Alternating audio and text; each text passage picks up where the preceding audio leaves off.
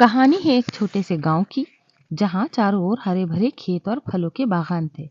गांव के एक छोर पर एक पुराना सा घर था, जिसमें एक बूढ़ा आदमी रहता था। उसका नाम था रामचरण। रामचरण गांव के सबसे बुजुर्ग व्यक्ति थे और उन्हें बहुत सम्मान देते थे लोग। उनकी उम्र लगभग 90 वर्ष थी, लेकिन उनका मन आज भी जवान था। उनकी आंखों में एक अजीब सी चमक थी, जो उनके अनुभवों और ज्ञान की गहराई को दर्शाती थी। रामचरण का जीवन बहुत ही साधारण था। वो सुबह जल्दी उठते, अपने बगीचे में काम करते और फिर गांव के बच्चों को पढ़ाते। उनका बगीचा तरह तरह के फूलों और फलों से भरा रहता था। वो अक्सर बच्चों को अपने बगीचे से फल तोड़कर खिलाते थे और उन्हें पेड़ों और पौधों के बारे में जानकारी देते थे। बच्चे भी रामचरण को बहुत प्यार करते थे। वो उन्हें दादाजी कहते थे और हर शाम उनके घर कहानियां सुनने जाते थे। रामचरण की कहानियां बड़ी ही रोचक और ज्ञानवर्धक होती थी। वो बच्चों को पंचतंत्र की कहानियां, महाभारत, रामायण की कथाएं और लोकगीत सुनाते थे। उनकी कहानियों में हमेशा एक सीख होती थी, जो बच्चों के जीवन को सही दिशा में ले जाने में मदद करती थी। रामचरण बच्चों को सिर्फ कहानियां ही नहीं सुनाते थे, बल्कि उन्हें अच्छे संस्कार भी सिखाते थे। वो उन्हें बड़ों का आदर करना, गरीबों की मदद करना और हमेशा सच बोलना सिखाते थे। रामचरण का जीवन बहुत ही सादगी भरा था। वो साधारण कपड़े पहनते और साधारण खाना खाते थे। उनका कोई लालच ही नहीं था। वो बस खुश रहते और दूसरों को खुश रखते थे। रामचरण का मानना था कि जीवन में सबसे बड़ी खुशी दूसरों की मदद करने में है। वो हमेशा दूसरों की मदद करने के लिए तैयार रहते थे। गांव में किसी को कोई परेशानी होती तो सबसे पहले रामचरण के पास जाता था। रामचरण हमेशा उनकी मदद करते थे, चाहे वो पैसे से हो या फिर अपनी सलाह से। एक दिन गांव में एक नया परिवार आया। परिवार में एक युवक, उसकी पत्नी और 2 बच्चे थे। युवक का नाम था रवि।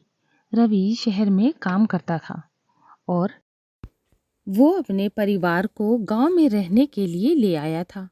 रवि और उसका परिवार गांव के लोगों से घुल मिल नहीं पा रहे थे।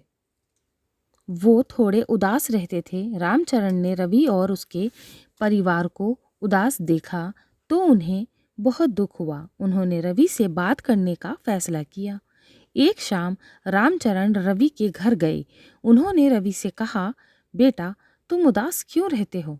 क्या तुम्हें कोई परेशानी है? रवि ने कहा, दादाजी, मैं इस गांव में नया हूँ। मुझे यहाँ के लोगों से घुलने मिलने में थोड़ी परेशानी हो रही है। रामचरण ने कहा, बेटा, तुम चिंता मत करो, मैं तुम्हारी मदद करूँगा। तुम बस थोड़ा समय दो और सब ठीक हो जाएगा। रामचरण ने रवि को गांव के लोगों के बारे में बताया। उन्होंने उसे बताया कि गांव के लोग बहुत ही अच्छे हैं और मददगार भी हैं। उन्होंने रवि को गांव के त्योहारों और रीति रिवाजों के बारे में भी बताया। रामचरण ने रवि को ये भी बताया कि गांव के लोग मिलजुल कर रहते हैं और एक दूसरे की मदद करते हैं। रामचरण की बातों से रवि को बहुत अच्छा लगा। उसने रामचरण को धन्यवाद दिया और कहा कि वो अब गांव के लोगों से घुलने मिलने की कोशिश करेगा। अगले दिन रवि गांव के लोगों से बात करने गया। उसने गांव के बच्चों के साथ खेला और गांव की महिलाओं से भी बातें की। धीरे धीरे रवि गांव के लोगों से घुल मिलकर रहने लगा। उसे गांव में रहने में बहुत मज़ा आने लगा। रवि और उसके परिवार को गांव में खुश देखकर रामचरण को बहुत ही खुशी हुई।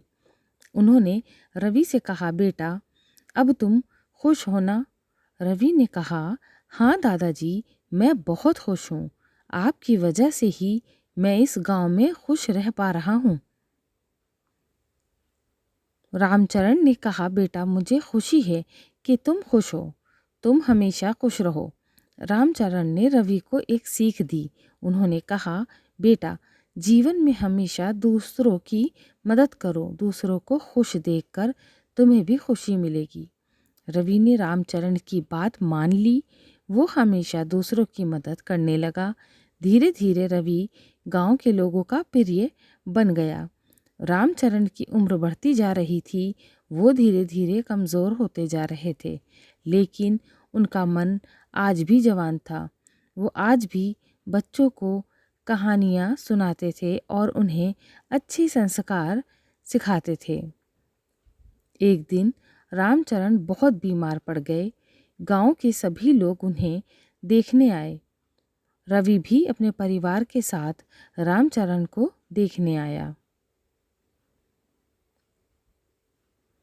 रामचरण ने रवि से कहा, बेटा, अब मेरा समय आ गया है।